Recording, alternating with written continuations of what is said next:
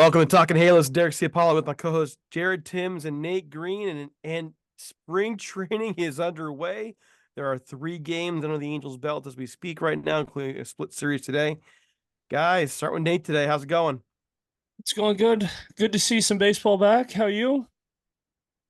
Doing just fine. Haven't seen any of it actually yet. Us East Coast guys have to catch up on it later. Jared? I don't watch spring training games, and I really don't care about them.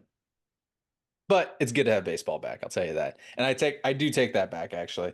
I Yeah, enjoy you should. I enjoy seeing pitchers and seeing what they bring to the table. I love seeing who's in the best shape of their life. Miguel Sano, actually, that's kind of cool.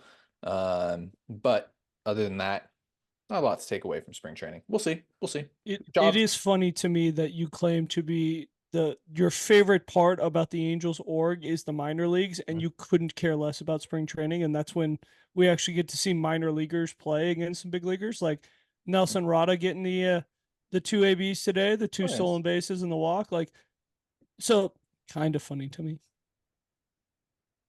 A little concerning. Like, you're our minor league guru, and you're like, F them. You know, the Rams like F them picks, and you're like, F them spring training games. Like, seriously? Come on, man. Good to see. Watch some. It's good to see Arrow Vera out there. I'm a big Arrow Vera fan. He's late as he can be on a fastball. That's good to see. This is why I don't care about spring training. All right, because it doesn't carry over to the regular. Oh wait, no, he's always late on fastballs. Never mind. Wrong guy. Wow, shade thrown. Okay, so here we are. So news broke early this morning. Cody Bellinger re-signs with the Cubs. Is that the floodgate that opens the rest of these signings up? Jordan Montgomery still out there. Blake Snell still out there. Is this it, Joy? Is it Jared? Is this it? I mean, if we wait any longer, we're at opening day, right? So, I mean, yeah, you'd have to assume that that some of these guys start signing. I mean, you got 3 big names still out there: Matt Chapman, Blake Snell, Jordan Montgomery, amongst others, obviously. But yes, like you would assume that Bellinger signing this deal does open up the doors, and it kind of probably shows that teams aren't willing to spend that, not willing to spend big bucks, but willing to give big years. Because I know there's a lot of thought that Bellinger was going to get 10 years, and he settles for 3 years, almost in a sense a bridging contract. He gets to age 31, you get to see him as a free agent again. You never know what he's going to do over these next 3 years. He's going to opt out next year. Yeah, he's got 2 opt-outs in there. I didn't see the terms. Yeah. Oh, they're really player-friendly. It has been honestly one of the most impressive jobs I've ever seen out of Scott Boras. The fact that he has no suitors, like literally no suitors. Toronto's out, New York's out. The Angels are fake potential people, and somehow he gets Chicago to give him 2 opt-outs in a 3-year contract, front load the deal, and he still gets to become a free agent at age 29 after hopefully having another really good year and proving to everyone that it was just, an injury plague. That's why he didn't play too well with the Dodgers his last 2 years. But unbelievable that he gets 2 opt-outs. Plus they front load the contract. Typically, if you're going to have opt-outs, you backload it so that way they are more likely to stay. But they front loaded it, which is crazy.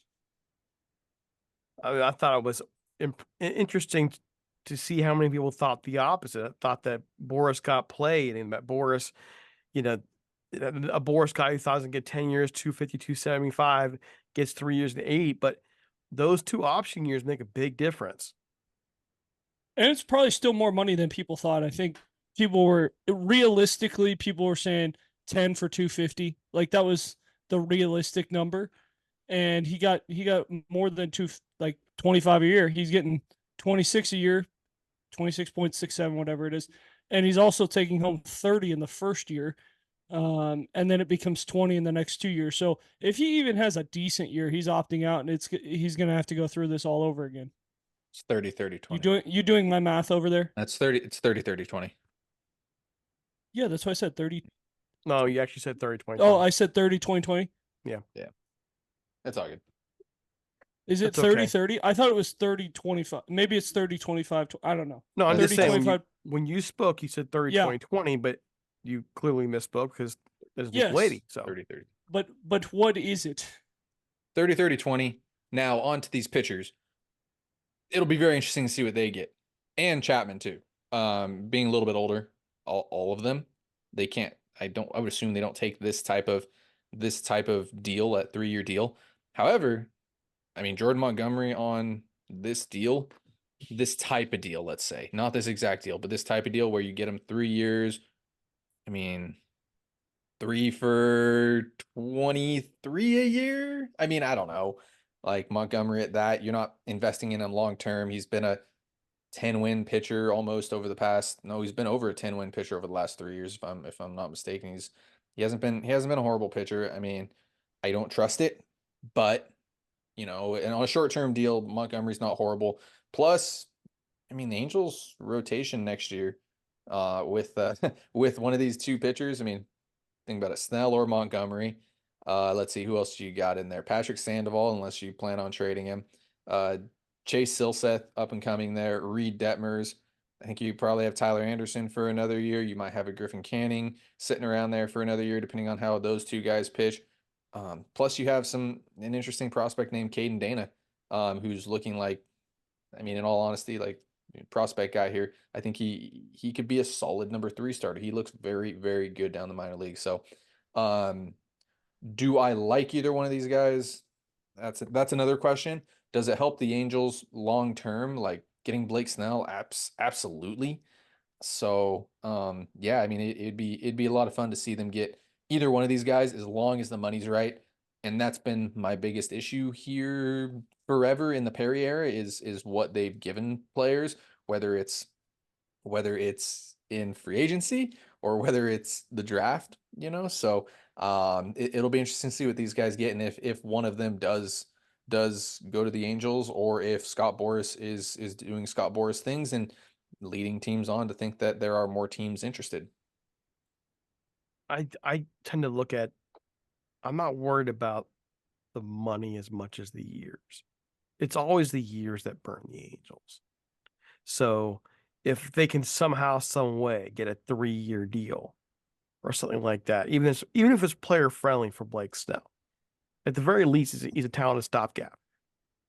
They just, I this whole idea of committing 7, 8 years to him when all the underlying numbers say to me there's question marks.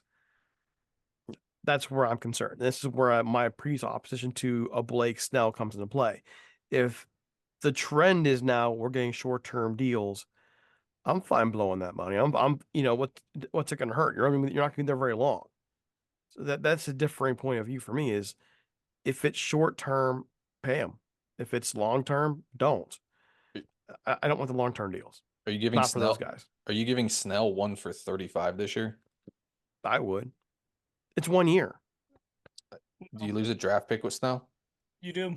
You lose a Oh draft well, pick. that does change things a little bit. Yeah. You probably trade him, though. You probably trade him at the deadline. I mean, losing that draft pick and that money, you probably get more back for Snell than that Question. draft pick. Question, guys. Fill me in. I'm a little behind the time. For Montgomery, is that a draft pick loss? No, I don't think because so. he was a midseason trade. He can't have one because of his midseason trade. And I mean, that's for me, if Blake Snell's like a 3-year deal with an option after second year, maybe I'm cool with it. But 1 year, no. I pay him the money on a short term, not 1-year deal. I don't know. I think he's at a weird age too for him to be able to take a short-term deal. I think that's why he's been Mm-hmm. so adamant about, hey, give me my 5, 6, 7-year deal, because if you give him a 3-year deal, I think he's about 34, and it's really, really hard for him to get another like bigger contract at 34 unless he's just absolutely lights out for the next 3 years. I think Montgomery is kind of in a similar situation. He'll be 32. His contract can't be as long because he is a little bit older than Snell by a year, but I think both those guys are trying to make sure that they get paid, because they know that no matter how good they do over these next 3 years, like look at what Marcus Stroman got. Marcus Stroman got 20-ish. What was it? 16, 17? Yeah, something like that. Like that's a big discount from what these guys would be saying like, "Hey, I'd rather take 6, 7 years at 24, 23 and, just know that I'm locked in at 23 or give me the 6, 7 year deal and let me opt out after a couple of years. And if I'm like, pitching out of my mind, then I'll opt out after 3 years. But I think these guys are really locked in on the years. And if you're gonna go super long in the years, I think you got to get a discount with the money. I think it's one or the other. You can't give them long term and 25 plus million, either of them. You can't give them. I'm either giving them a short term deal at upper 20s, low 30s, or a long term deal at low 20s because these guys aren't that good. That yes, Blake Snell has won 2 Cy Young awards. I'm not a big Blake Snell guy. I mean, he's pitched 2 times over 180 innings. He has two Cy Youngs in those years. The rest of his years, he's never thrown 180 innings. He's been hurt a lot, and he hasn't really. He's got a lot of walks. There's just a lot of concern for me with Blake Snell. Jordan Montgomery's been a good pitcher. He's not an ace, and he wants ace type money, and he's just not that guy. So this is a miserable spot that the Angels are in. Didn't go get the bat that they needed. They still need a bat, but doesn't look like that's going to happen. And you're putting yourself in a position where it's like everyone's going to tell you you need more starting pitching, which is true. They do need more starting pitching, but what you're going to give Snell and Montgomery is not good for the Angels long term. I just want to clarify when I'm talking about like for Snell and or Montgomery, Yes. that's the real problem. I'm talking about I want these guys on something that's basically team advantageous, and that's not going to happen. Like you said, give or take. I agree there. It's going to be there has to be some kind of like if you're going to give money that then short term is fine. If you're going to give them years, then they need to discount the money. But what I'm looking for just isn't going to happen. It's not economically feasible right now. So I'm not going to be happy either way. Probably I'm not going to be. So what should the Angels do?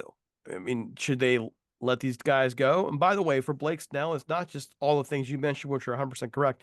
He is a notorious slow starter. He's awful the first 2.5 months of the season every freaking year.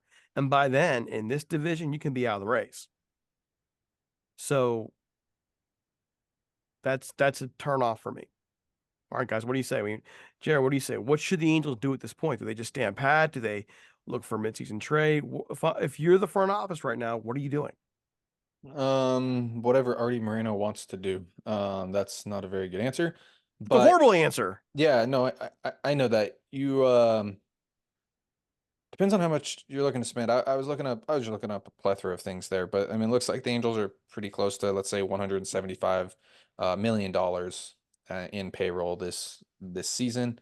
So, I mean, $20+ million a year keeps them under 200, which what is the cap at? Not that it's a cap, but It's like 209, 210. No, Like it's Whoa, it's it's in like the 230s, 230, right? Oh, it is now? 235. So it depends Oh, on man. it depends on what Artie wants to do. You don't have anything coming off. You don't really have much coming off the books. I guess you have a good plethora of guys coming off the books next year. A good amount of relievers. You have Brandon Drury coming off the books, which isn't a lot of money, but you do have a good chunk of guys to build around. And getting, I mean, if I had to pick between the two of them, Oh, yeah, you're right. Sorry, Yeah. It's 237. 237. 237.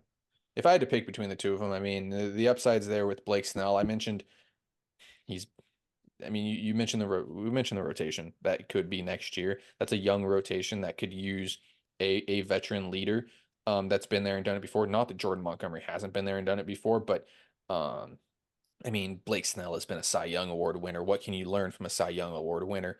Besides, a lot. So I don't know. I'd love to see them get one of these guys. I'm not necessarily in a tank, but I am in the mindset of, well, this team's probably not competing this year. How do you compete in 2025? And which one of these guys helps the Angels compete more in 2025? And right now, it's probably Blake Snell. He's been a better pitcher. He has higher upside. Where the Angels have a bunch of number 4 starters, and Jordan Montgomery could slide right into that number 4 starter category there. So Nate, tell your dad I said hi there. Big dog. So no, Um, I don't.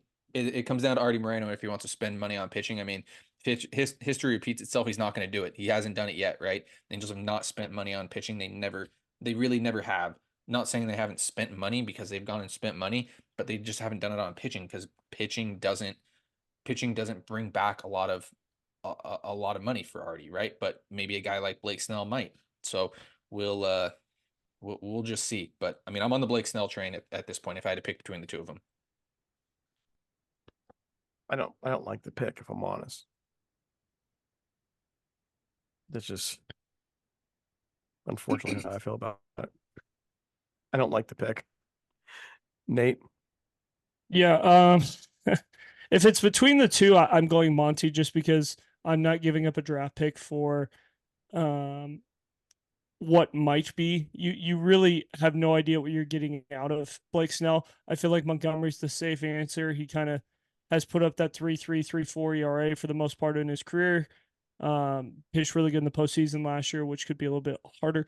And you're gonna bring up the 2 years of 5 ERA. That's fine, and I can do the same thing with Blake Snell. What did they get? What did they give up? is it the comp or is it the second rounder? It's the second rounder. So you're giving up like $750,000 instead of $1.5 million on that comp pick, maybe $2 million. So The comp pick is later than the second. oh, it's a second comp, huh? It's not a first comp. So second comp ends up Yeah. being around that million. The second round ends up being around The that $1 the million second round range. is before the comp Yep. pick. Yep. So Yeah. so it actually is more money that you're giving up for Blake Snell. My biggest thing, and this is the question that I don't know if the Angels could find out and get answered, but honestly, I want to know what kind of teammate is Blake Snell when he's not pitching. What was he like in Tampa Bay when he got hurt for those couple of years and he was out for 2 months, 3 months when he missed most of the year? Was he a guy who still wanted to show up to work and grind and help guys get better, or was he a guy who was just going to mope and pout and sit in the corner and kind of play his video games? I don't know. I can't answer that, but I think that's the most important question to be answered here. Because what we've seen out of Monty hasn't really missed starts. He's been sent up and down from time to time with the Yankees. He got traded, things like that, but he doesn't really miss starts. So that is one good thing about Monty is you kind of could almost pencil him in for, hey, he's going to be somewhere around that 11-8 record, which I know nobody really cares about the win-loss record, but he's going to be somewhere around that 11-8, 9-10 record, somewhere in there. He's going to have like that 3.4, 3.5 ERA, and he's going to compete, and he's going to throw about 170, 180 innings. Like, that's kind of who he has been. Like, You want to know who he reminds me of? It reminds me of Jose Quintana with the White Sox. Like a guy that's never been great, but has been on, and I know he was on the Rangers last year and won a World Series, but has never the Yankees been on weren't good good teams. Yeah, never been on good teams. So that's who he reminds me of. The Yankees never made the playoffs when he was on that team. Did they When win the Cardinal when yeah yeah Did they? I'm just saying Oh, that's that. the I mean, Cardinals didn't make the playoffs when they traded that's for what him the the first stats. time. That's Like, what the stats remind me of. I mean, it's a 500. It's a 500 pitcher, good ERA. Somebody who that if you put him on a good on good teams for full years, it's probably a competing for a Cy Young award and more accolades. So that's what it reminds he's me been of. on good teams the whole time. I think the biggest thing for him is he's got like his numbers got better when he pitched in pitcher parks. When he's pitching Yankee Stadium, he had some trouble. I don't know. My biggest thing is Blake Snell. What kind of teammate are you when you aren't pitching? Because there is a chance that that's going to happen, right? And we have data to figure that out. Obviously, we don't, but like the Angels would have access to that where they could call, some friends in Tampa Bay, some friends around the league and be like, hey, what was Blake Snell like when he wasn't pitching? And find that out because we can't have another guy that's going to come into the locker room and just, hey, I'm hurt and I don't care. For me personally, I wouldn't go after either of these guys. I think with where the Angels are at this year, with what they did in the offseason, they really, really got a lot in the bullpen and didn't really add to the offense. The offense needs a lot of help still. The starting pitching still needs some help. I think you're better off just saying, hey, go get 2 or 3 minor league deal with pitchers. And I know people are going to say, well, there aren't that many left. Well, you can still go get them because there are still people out there.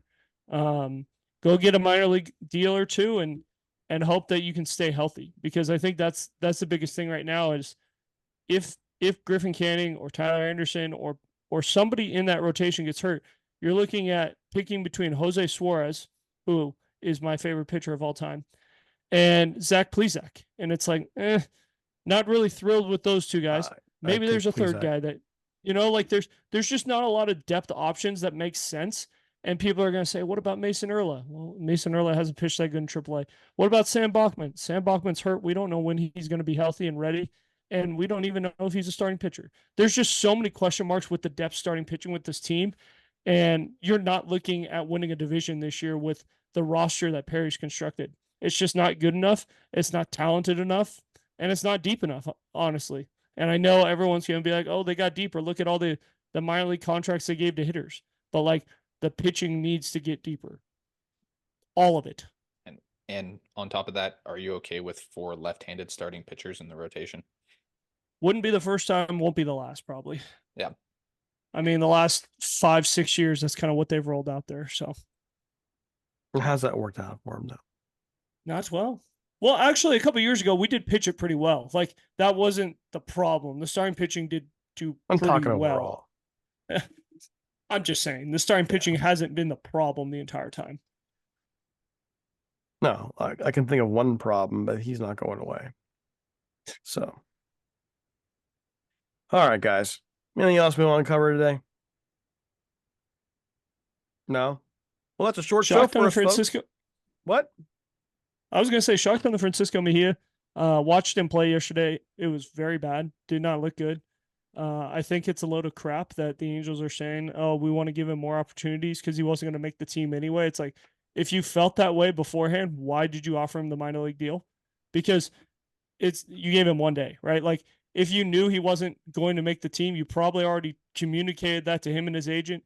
Him and his agent were probably like, well, let's look at this roster. It sucks. There's probably someone who's going to get hurt, and I'm probably the first guy to get called up. So, the answer, I didn't love the answer. I think honestly the answer would have been better for me if Wash would have just been like, honestly, we have a standard here, and he didn't meet it. We told him like to be ready to go right away, and he did not look ready to go. And this team, we are going to set the standard early. Like, in order to be on this major league roster and to compete, you've got to be ready to go right away. We're not gonna sit here and hope that you're ready eventually. Huh?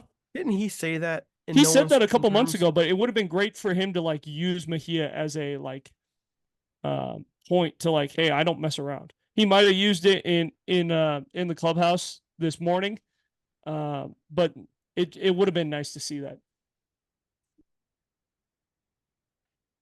Jared, closing thoughts. I got nothing on Mejia. I mean, I didn't watch it. He apparently looked pretty bad. It's 3 wild pitches and 1 pass ball. Not common to see something like this. So there could have been something that happened behind closed doors. We don't know. We probably will never know, I would assume. But we'll have to wait and see there. It's baseball season. A lot of good free agents still left out there. So we'll see if we'll see what happens. We'll see what happens. All right, folks. There you got it. That's our show. Mile long one today, short and to the point. Follow us on Twitter at Talking Halos. Follow me at DC Paul. Follow Jared at Jared_Tims and Nate at Nate Green 34. Be with you midweek. Have a great one. We're out of here.